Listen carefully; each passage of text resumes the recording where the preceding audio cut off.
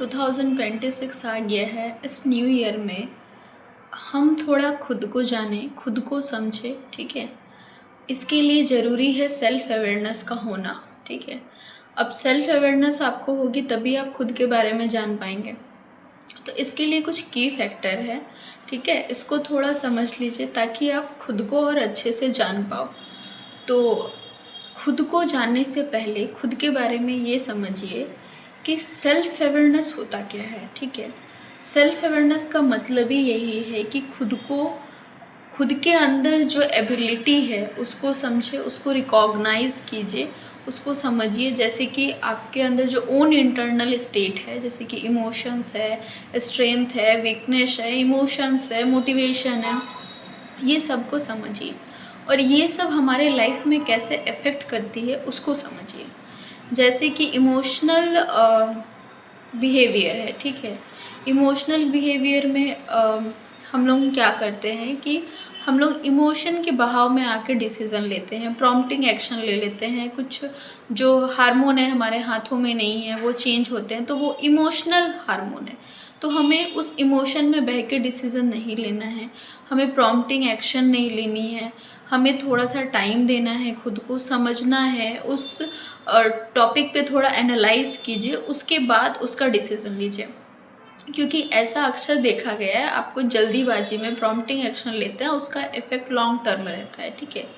फिर physical health के बारे में थोड़ा सा जानिए। फिज़िकल बिहेवियर, जैसे कि आपका बॉडी में कुछ चेंजेस हो रहा है, ठीक है। सांस लेने में प्रॉब्लम हो रहा है, थकावट आ रही है, भूख कम लग रही है, ठीक है।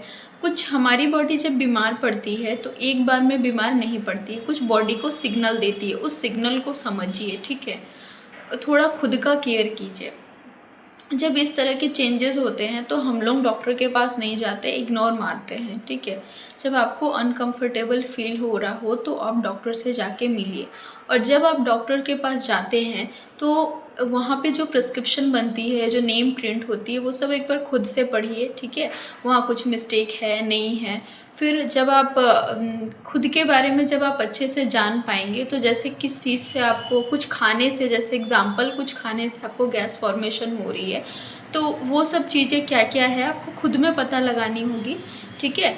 और फिर जैसे आप डॉक्टर के पास से मेडिसिन काउंटर जाते हो, लैब में जाते हो, तो जैसे मेडिसिन काउंटर पे भी आपको समझाया जाता है कि ये मेडिसिन 2 to 3 टाइम्स लेनी है खाने के बाद, बिफोर आफ्टर। तो आपको अगर नहीं समझ में आ रहा है तो वहाँ पे भी क्वेश्चन करना है कि हाँ ये नहीं समझ में आया, फिर से एक बार रिपीट कर दीजिए, ठीक है। अगर आपको वो चीज़ समझ में नहीं आया और आप मेडिसिन गलत टाइम पे ले लिए, उसका इफ़ेक्ट आप ही को होगा, उसका नुकसान आप ही को होगा, राइट। इसलिए आपको खुद को समझना है और खुद में थोड़ी आवाज़ उठानी है, ठीक है। फिर आप लैब पे जाते हो, डॉक्टर आपको ये टेस्ट प्रिस्क्राइब कर देते हैं, आप जाते हो, वहाँ पे भी आपको पर्ची दे दिया जाता है, यानी प्रिस्क्रिप्शन दे दिया जाता है और बोला जाता है कि ये इतना बिल लगेगा, इतना टेस्ट है।